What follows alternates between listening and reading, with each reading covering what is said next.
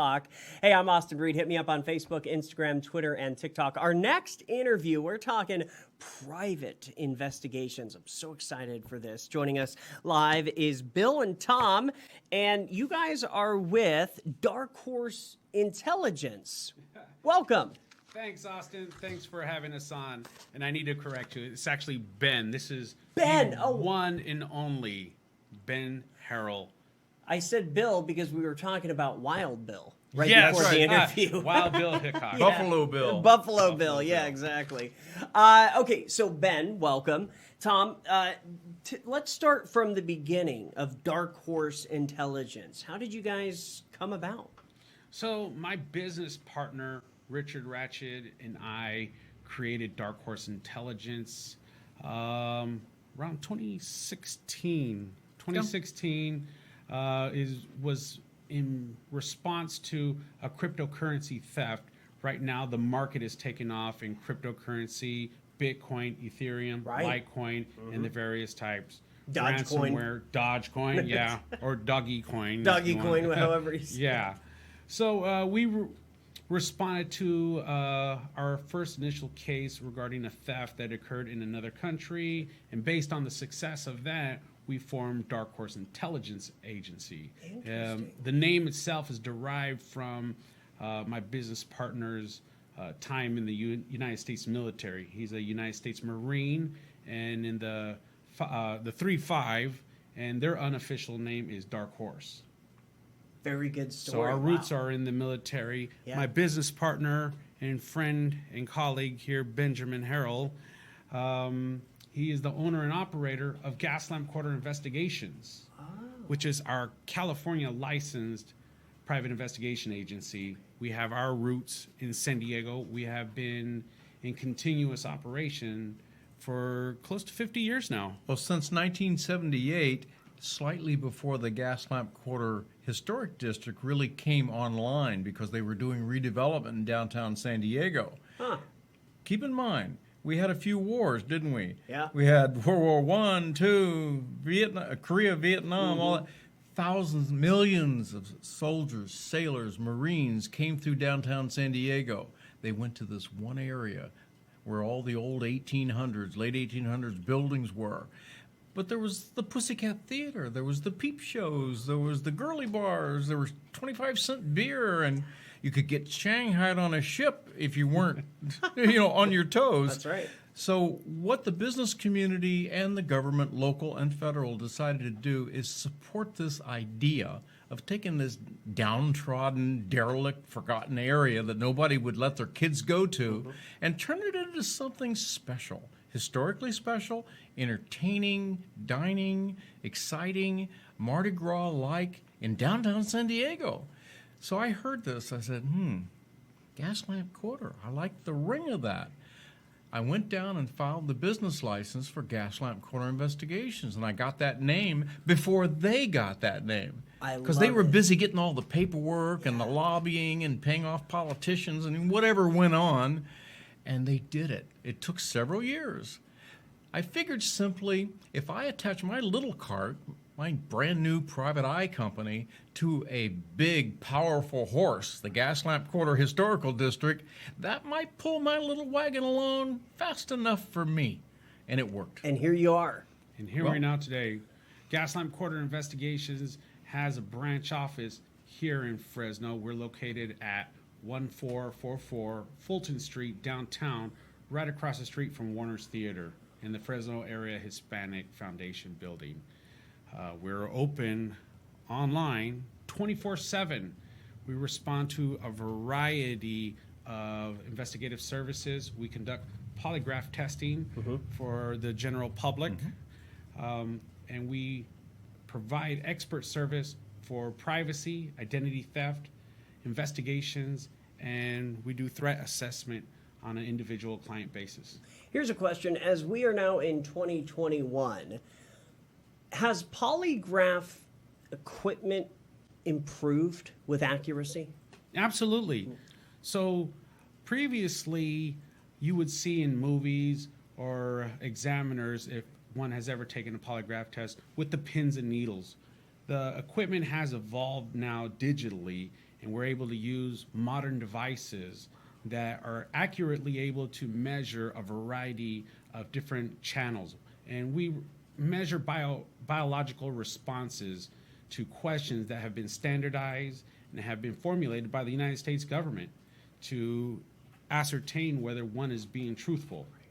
So I'm regularly asked, are polygraph tests admissible in court? How reliable are they? And my general response is that in the state of California, for example, many law enforcement agencies, including the Fresno Police Department, require candidates to the academy that wish to become police officers to undergo polygraph examinations. The Federal Bureau of Investigation also requires its candidates to the academy to undergo polygraph testing. And we utilize the exact same polygraph testing that they utilize. Interesting. Man, this is such a fascinating interview. I wish we could spend an hour on this topic. But name one, and I'll go to you, Ben, with this question. Name one investigation that you are completely proud of. Oh my God. I love that question. Imagine a family in California. They're Hispanic. They crossed the border, most of them legal, a few not so. They worked in the fields, hard. They saved their money. They bought homes. They had children. And then they heard in a phone call, so-and-so is in prison in Uruapan, Mexico, in the Cerezo. Why is he in prison? My God, he's a nice boy. The family was told the cartel in Michoacan, the state of Michoacan in Mexico, the cartel had killed a police official who wouldn't take a bribe. He was honest. Someone had to spend the time in prison. The way it works in Mexico, then and now, is you pay somebody to alter the record and forge documents and tell lies. And you pick a name. You could literally pick a name out of a hat. In this case, one of the cartel members had grown up in a little town, and he remembered the name of this other kid. That was my client. The family waited 7 years to call me. I didn't even know this was going on for 7 years. He had a baby with his wife while he was in prison. He was in there making handicrafts to buy food. He had a 9mm Beretta under his pillow in prison. People can't believe this story is true. And it's why it's my favorite, because it's so common. And so what they did is they said, we've heard of you. We've heard of Gaslamp Quarter investigations, and we've heard of you. We want to hire you.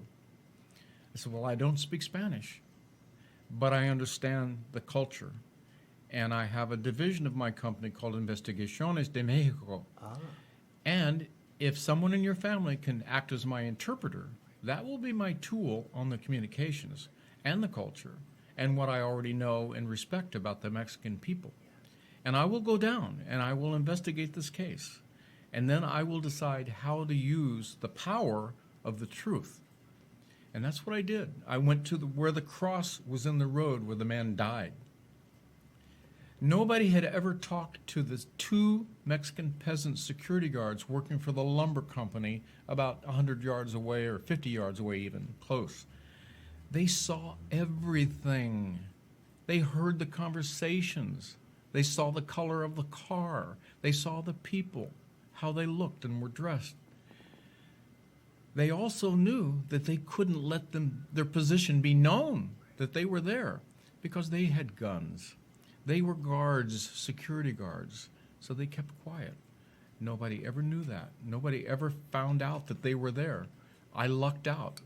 And it was a Columbo-esque moment because I was walking away from a little flower business there where the lumber yards had extended its area back in the day. Yeah. And as I was walking away, he said, well, you did hear about, because I know nothing. I just started this business. But I've heard rumors, and there was 2 security guards here. Oh, really? And so I went back and asked a few more details, and now it all made sense because where his flower business wasn't there when the murder occurred. That was more a lumber yard, and that's where they were. So I ended up tracking those two people down. Imagine this. When I meet them, they're in fields around a campfire warming tortillas to eat, with a little shelter to keep them out of bad weather. Humble, but honest to a fault, and very accurate memories of this event, a very powerful, dramatic event. A man died in front of their eyes. They've always wanted to talk about it. No one ever gave them permission. I invited them to tell me their story, separate from one another, so that they couldn't confuse me or mislead me or whatever. I needed two stories to see if they jived, and they did. So I put the whole case together. This is over many months. It took me a year. Dang. I got the whole case together. I took it to the Mexican Attorney General's office. I knew what was going to happen. I know Mexico. Nothing happened. Yeah. So I did the only thing I thought was a path to victory for the family and freedom for this young man. I went to proceso. That means process in Spanish. I went to a reporter secretly who met me in my hotel room in Mexico City. I gave him a copy of my entire report, charting the power structure within the Michoacan cartel and what actually happened, all the little minute details, pictures I'd taken of situations. And I also gave him something very powerful. Senor Barajas was in charge of all prisons in Mexico at the time. What I haven't told you yet is I basically created a B plan. And I did that by getting my hands on some of the most powerful listening and transmitting equipment I could get my hands on at the time, state of the art. So I wore a transmitter under my arm, ran the wire down my arm so that my conversations would be recorded but transmitted a couple of blocks to my vehicle. Wow. Now imagine if the prison director knew that was going on, I wasn't going to leave that prison. I was going to be invited to have a new apartamento. Yeah. Thank God that didn't happen. Now, I became 5'8.5" at my adult life, 175 or so. I'm 138 now, and I'm lucky if I'm still 5'8". So I'm being honest and transparent here. But somehow I bogarted my way in to see the prison director at the beginning of the day on a particular day wearing that equipment and recording everything I said to him and he said to me. I started out kind of a pleasant, affable guy, a gringo, but kind of likable. And then I began to get serious. And then I began to get angry and mad because I had told my partner to translate my words, emphasizing my anger and my impatience and my demand that justice somehow be found. And so everything I said was amplified through my partner speaking in Senor Barajas' native language. And so there came a moment that was a major part of a film moment. Remember that scene where the person in your chair, like you're sitting in today, said, "I'm mad as hell and I'm not going to take it anymore." Yeah, I remember that movie. Yep. We all do. That moment came. Remember how that man that said those words looked in that movie? He was distraught. He was angry. He could chew nails. But there was something else visually going on. Sweat was running down his head. That's what somehow this timid, affable, likable, normal guy suddenly became the most powerful person he had ever met. I moved his bodily functions to that tipping point where they were about to release themselves. I had his power moving across the desk into my lap. What he did then was very dramatic, and it's what millions of Mexican citizens heard when these tapes were played over a major Mexico City radio station thanks to Proceso, who did the article in their magazine, which reveals corruption in Mexico. He reached for his wallet, he opened it up, and he pulled out a little folded slip of paper that he'd hidden inside. He opened it up, and he gently, is the only way I can convey to you what I saw, he gently pushed it across the table to me so I could reach it, his desk. "What is this?" He says, "What is this?" "It's my bank account number. You put $10,000 in my bank account. Everything you said is true. I know this case. Your friend, your client, he's innocent. He shouldn't be here. You put $10,000 in my bank account." "Okay, Senor Barajas, I think we have the beginning of a negotiation."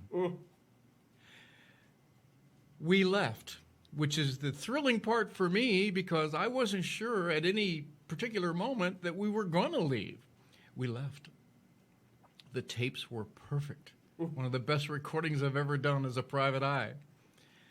I met with Proceso. They did the article. They played the tape. And the drug cartel put a little bit of pressure into Senor Barajas' life. But he was the consummate businessman. He reviewed who was in his custody and who their families were and how much money they had. He picked 5 families. He secretly had his friends contact them and said, "How would you like your family member to return to you? Perhaps we can help you for this much money." 5 people paid bribes. My guy was the freebie, I call him. And he worked his way to Tijuana, where my wife went across, met him in an old beat-up Suburban that looked like it lived in Mexico, and brought him to Jacame. Jacame is the Mexican side of the border outside of San Diego on the way to the desert in El Centro on the mountain. Yeah. And Jacamba used to be a resort for the Hollywood crowd because there was a racetrack there and gambling casinos, and it was a big deal. Now it's just a small little community of a few hundred people. But in those days, there was no border wall. There was just a fence with a gate or an opening in it where the people from Jacame would come to Jacamba, do their laundry, shop for groceries, go to school, and go home. Right. My wife handed my client to me. I returned him to his family. Oh. Then we went back and brought his wife and baby. Then we went back and brought his 2 sisters that the cartel were dating to try to get information to find out who was that masked man. What happened? Who were they? How did they do that? We got 5 people into this country who are living wonderful lives. I'm so proud of that. And I'm so proud of this man because I'm leaving now. My day is over. It's time for me to write these stories, tell these stories, work on my special project, the PI Museum, all about private investigative history going back to the 1700s. Cool. I have 2 40-foot shipping containers full, the largest private collection in the world. That's a totally different story. That's not for today. Yeah. But I will tell that story. Yeah, next time. But Tomas Antonio Chavez is a modern-day samurai. He's more importantly, in my mind, as a historian of private detectives, he's today's Eugene Francois Vidocq, V-I-D-O-C-Q, the world's first private detective, Le Bureau des Renseignements in Paris, France. He was a young man who got himself thrown into prison often, and it turned out that he could just walk out because he was so clever. Yeah. He created the French Sûreté. This is the new version today in 2021. Well, fascinating story. You guys are open for business. If somebody needs help here in Central California, they can connect with you guys. Just go to PEOA.us, right? That is the website for our Polygraph Association. Oh, okay. But darkhorseintel.com. Yes, you can find us at darkhorseintel.com. You could also find us on Facebook at Facebook.com/Dark Horse Intel. Great. You can also call us at 1-800-462-3001.